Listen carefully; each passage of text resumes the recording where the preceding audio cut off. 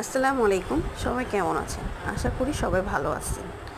তো আজকে আপনাদের জন্য আরেকটি ভিডিও নিয়ে আসলাম। ভিডিওটি যদি কারো ভালো লেগে থাকে অবশ্যই সাবস্ক্রাইব করবেন এবং শেয়ার করে সবাইকে দেখার সুযোগ করে দেবেন। আজকে অনেক দিন পরে বাইরে আসলাম, রিক্সা নিয়ে কাজ ছিল একটু বঙ্গ মার্কেটে, তো সেজন্য আসলাম। আজকে এসে দেখি বাইরে খুব ভালো লাগলো।